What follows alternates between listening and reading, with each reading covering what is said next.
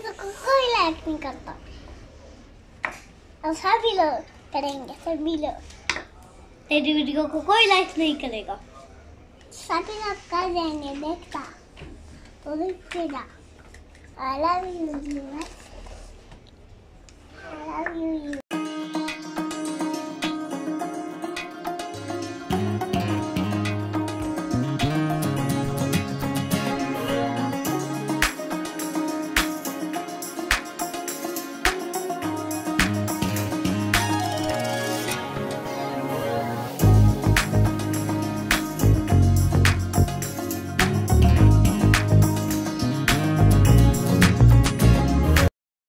बिस्मिल्लाहिर्रहमानिर्रहीम। अल्लाहुम्मा सल्ली अला सय्यिदना मोहम्मद व अला आलि मोहम्मद।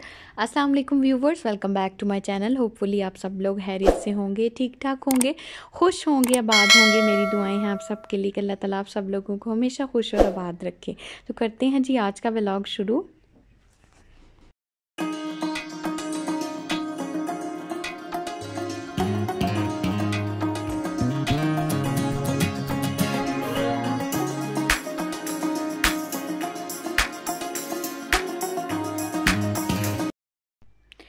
तो आज व्यूवर्स मैं आपके लिए लेकर आई हूँ कुछ टिप्स, और जो हमने देखी है हमारी, जिस तरह से हमारे बड़ों ने बताई, मैंने सोचा कि आपके साथ शेयर करूं, ये आपके लिए कुछ हेल्पफुल साबित हों और आप इससे कुछ सीख सकें। इसलिए मैंने आपके साथ कुछ ऐसा कंटेंट बनाने की कोशिश की जो रेगुलरली मैंने अपने घर में देखा, सीखा, और मैं आपके साथ शेयर कर रही हूँ वॉशरूम से रिलेटेड कुछ टिप्स। तो आप वीडियो को एंड तक ज़रूर देखिएगा, अगर अच्छी लगे तो इसको लाइक और सब्सक्राइब भी कीजिएगा। तो वॉशरूम से रिलेटेड हमारे यहाँ पाकिस्तान में ये माना जाता है कि औरत की पहचान इस चीज़ से होती है कि उसका वॉशरूम साफ़ हो, उसका किचन साफ़ हो। जितना नीट और साफ़ किचन होगा, जितना नीट और साफ़ वॉशरूम होगा, वही रिप्रेजेंट करेगा कि औरत कितनी सुघड़ है, कितनी लायक है, कितनी समझदार है। तो हमें तो बचपन से यही बताया गया और हम इस चीज़ के बारे में बड़े ही कॉन्शियस हैं। तो मैं आपके साथ शेयर कर रही हूँ नहाने के बाद की कुछ टिप्स। तो आप भी इसको ज़रूर फॉलो करें और अपने बच्चों को, अपनी बच्चियों को खास तौर पे इसकी डीपली जो है तरबियत करें, उनकी ट्रेनिंग करें कि ये उनके जहन में आगे जाकर काफ़ी हेल्पफुल साबित होंगी। तो नहाने के बाद जो शैम्पू की झाग और इस तरह का सारा गंद बंद जो वॉशरूम में जमा हो जाता है, आप उसको अच्छे से वाइपर के साथ वाइप करें ताकि बिल्कुल साफ़ हो जाए। उसके बाद जो प्लेन वाटर, सादा पानी जो बकेट के अंदर बच जाता है, वो आप इसके ऊपर सारा थ्रो करें और फिर दोबारा से अच्छे से वाइपर लगा दे ताकि बिल्कुल वॉशरूम जो है वो ड्राई हो जाए और किसी किस्म की कोई फिसलन ना रहे और वॉशरूम ड्राई रहे और किसी को कोई जो है ना परेशानी ना हो। उसके बाद जो मग है उसे आप यूं उल्टा करके रखें और अपनी सीट को वापस अपनी जगह पर, शैम्पू वगैरह हर चीज़ को एक दफ़ा ऊपर से वॉश लाजमी करें कि कोई बाल, कोई इस तरह की चीज़ उसके ऊपर लगी ना रह जाए और चाहे झाग ना लगे। वो भी बड़े गंदे से स्ट्रेन बन जाते हैं और वो भी बड़ा शख्सियत को मतलब बुरी तरह से डैमेज करते हैं कि ये एक गंदा सा समझे कि एक बंदे का इमेज बनता है। और उसके बाद दोबारा से आप अच्छे से वाइपर लगाएं पूरे वॉशरूम में और कंप्लीटली इसको साफ़ कर दें।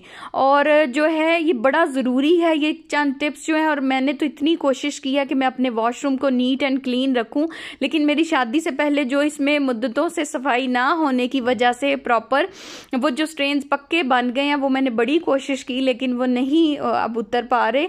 और मैंने काफ़ी सारे समझे कि इसके लिए एसिड्स, हार्पिक, हर चीज़ यूज़ की, लेकिन वो एक पुराना होने की वजह से भी पक्के दाग पड़ चुके हैं। उसके बाद मैंने एक किचन टॉवल जो है वो अपने वॉशरूम में रखा होता है, उसे मैं टैप वगैरह को ड्राई कर लेती हूँ, या फिर हैंड वॉश की बोतल को साफ़ कर लिया, या फिर मिरर को रेगुलरली साफ़ किया, क्योंकि मिरर के ऊपर भी वो स्ट्रेन्स बन जाते हैं। जब हम फेस वॉश करते हैं, पानी के छींटे पड़ते हैं या फिर ब्रश करते वक्त, तो वो भी बड़े गंदे लगते हैं। वो मैं साथ साथ साफ़ करती रहती हूँ। और एक डस्टबिन आप लाजमी प्लेस करें अपने वॉशरूम एरिया में और कोशिश करें कि लिड वाली हो, ताकि ये है कि ये जिस घर में बच्चियां हैं वहाँ पर तो ये ज़रूर होनी चाहिए। और टिश्यू रोल रखें, टॉयलेट रोल, और जो बाल आपके नहाते वक्त यूँ लॉस हो रहे हैं हेयर, वो भी आप इस तरह से थ्रू आउट डस्टबिन के अंदर ना फेंकें, आप उनको अच्छे से टिश्यू में रैप करें और आप उसको स्टोर करें। और बहुत बेहतर है कि आप इसको कहीं अच्छी जगह पे बरिड करें, क्योंकि औरतों के बाल बहुत मिसयूज़ होने के चांसेस होते हैं। तो उसके बाद ये है कि जो ड्रेनर के ऊपर आपके बाल गिर रहे हैं वो आप जो है इस तरह टिश्यू की मदद से लाजमी सफाई करें, ताकि वो ड्रेनर के अंदर जाके पाइप को बंद कर सकते हैं और वो बड़ा समझे कि एक जो है आपके लिए परेशानी का बायस बन सकते हैं, क्योंकि बाल किसी सूरत भी जो है वो गलते नहीं है। उसके बाद जो भी वाइपर, जैसे मैंने यहाँ पर बड़ा वाइपर रखा है क्योंकि मुझे थोड़ा सा झुकने में प्रॉब्लम होती है, तो मैंने यहाँ पर बड़ा वाइपर रखा है। और ये वाइपर मैं इस तरह से नहीं रखती, बिल्कुल इन्वर्टेड करके रखती हूँ, ताकि ये बाजुकात एकदम से गिरता है और बंदा डर भी जाता है और वैसे भी लगने का भी खतरा होता है। तो इसलिए मैं इसका जो है स्टैंड इन्वर्ट करके इंटरनल साइड पे स्टैंड के अंदर रखती हूँ, ताकि ये जो है वो गिरे नहीं। उसके बाद ये है कि मैंने एक वाइपर छोटा मिरर के लिए भी रखा है और मैं उसको जो है इस तरह से साफ कर देती हूँ, इससे बड़ा अच्छा मिरर साफ हो जाता है। और साथ में मैंने एक स्कॉच ब्राइट रखा हुआ है, वो भी बड़ा यूजफुल है और उससे बेसन की बड़ी अच्छी से सफाई हो जाती है और बहुत अच्छा लगता है। और बेसन के लिए हमेशा मैंने एक अलग कपड़ा रखा होता है और इसको फिर मैंने ड्राई होने के लिए इस तरह से हैंग कर देती हूँ। उसके बाद जब भी आप वॉशरूम यूज करें, आप अपने छोटे बच्चे बड़े बच्चों को ये जरूर बताएं कि इस तरह से फ्लश है अगर या कमोड है तो आप उसको फिर ऊपर से शॉवर जरूर करें और इस तरह से आप थ्रू आउट सारा पानी लाजमी गिराएं। इसके भी मल्टीपल फायदे हैं और अपने बच्चों को ये चीज़ लाजमी सिखाएं कि अपने घर में भी और जब भी आप कहीं बाहर भी जाएं तो आप ये ज़रूर करें। उसके बाद जब हम हाथ वॉश करते हैं, अपने हैंड्स वॉश करते हैं, तो उसके बाद आप सोप के ऊपर और टैप के जो है उसके ऊपर इस तरह से पानी ज़रूर थ्रो करें। उससे बहुत ये भी एक बड़ी अच्छी टिप है कि आपका जो है ना वो साबुन के दाग नहीं पड़ेंगे। और सोप को भी आप लाजमी एक दफ़ा इस तरह से पानी का छींटा मार के एक दफ़ा साफ़ कर दें। उसके बाद ये मिलते हैं इस तरह के ये जो हैं ओडोर क्लीनर और इस तरह के जो है वॉशरूम के अंदर जो बैक्टीरिया जर्म्स और इस तरह की चीज़ें हैं या मच्छर वगैरह, उसके लिए ये बड़ा यूजफुल साबित होता है। ये भी ज़रूर होना चाहिए वॉशरूम में। उसके बाद जब भी आप वॉशरूम से निकले, वॉशरूम का दरवाज़ा बंद करें लाजमी। और जो है अपने जो आपने वॉशरूम के स्लीपर्स हैं आप उनको इस तरह से ना रखें, आप हमेशा इसे वर्टिकली इस तरह से रखें ताकि इसके अंदर जो भी पानी है वो ड्राई हो जाए और शूज़ बिल्कुल मतलब चप्पल्स बिल्कुल साफ़ हो जाएं, ड्राई हो जाएं।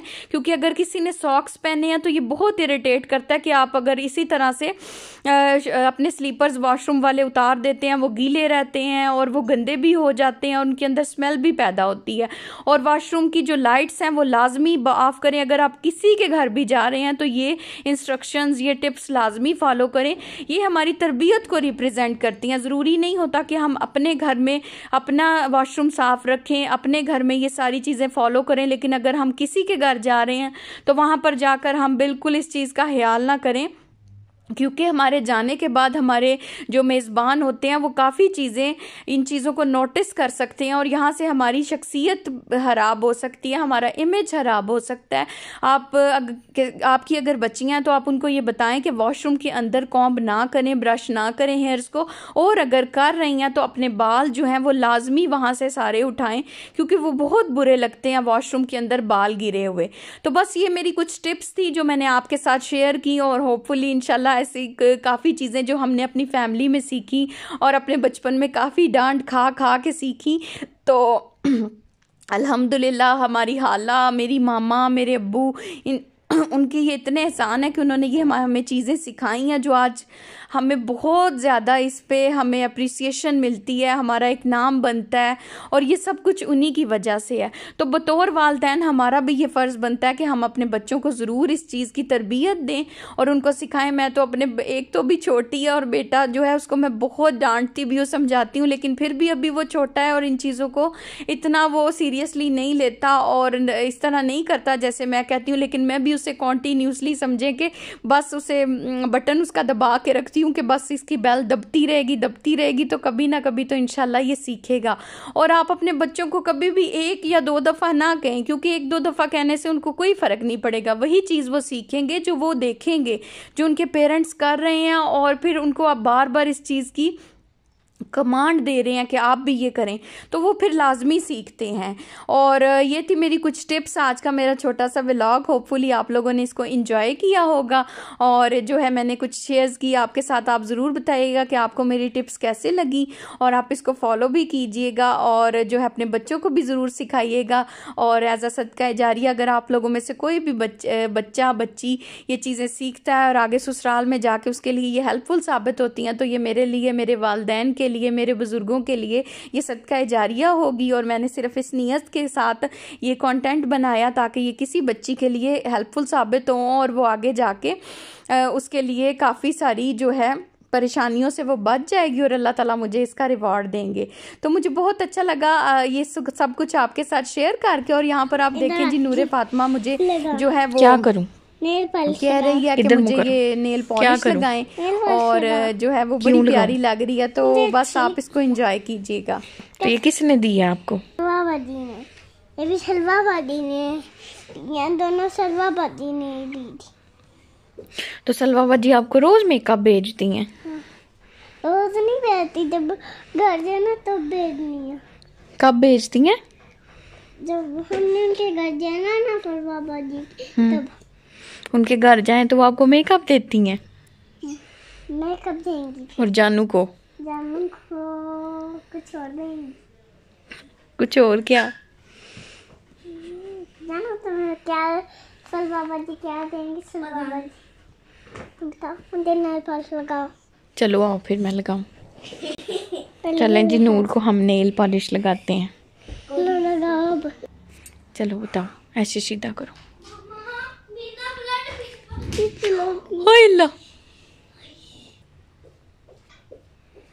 नुलू आपने तो ख्वाब कर दी, दिखाओ। हाँ, फिर से लगा दो। नहीं ये तो अच्छा दिखाओ। नहीं खराब तो नहीं हुई, बहुत अच्छी लग रही है नूर की नेल पॉलिश। चलो वो बाजी फातिमा की तरह लगाई क्या आपने? वो बाजी नहीं है, आपकी फुफ्फू है। फुफ्फू समीरा भी तो मेरी है, फुफ्फू है ना। फुफ्फू समीरा। किसी भी लगाओ। मम्मा आप भी लगाओ, मम्मा आप भी लगाओ अपने दोनों हाथ पे। आप मुझे लगाओ। मैं कैसे लगाऊं? मेरे से तू तो आज के जो मेरे सब्सक्राइबर्स हैं जो हमेशा मुझे दुआओं में और प्यार में याद रखते हैं, ये ZA कलेक्शन बाय आयशा के नाम से इनका चैनल है और ये मुझे बड़े प्यारे से कमेंट्स करती हैं और साथ साथ जो है वो रुमान 786 के नाम से हैं और उन्होंने बहुत अच्छे कमेंट्स किए। इसके अलावा जो रेगुलर मेरे व्यूवर्स में हैं जिमल ज़हरा के नाम से हैं और वो मुझे रेगुलरली वॉच करती हैं और साथ ही जो आमना बुखारी हैं उनके भी रेगुलरली कमेंट्स आते हैं। मैं उन सबका बहुत तहे दिल से शुक्रगुजार हूँ। Thanks for watching us. Stay blessed and stay connected with me. होती है कल इंशाल्लाह मुलाकात किसी नए व्लॉग के साथ, अल्लाह की किसी नई नेमत के साथ। तब तक के लिए मुझे दीजिए इजाज़त। अपना बहुत सा ख्याल रखिएगा, दुआओं में याद रखिएगा मुझे और मेरी फैमिली को। Stay blessed. अल्लाह हाफिज़।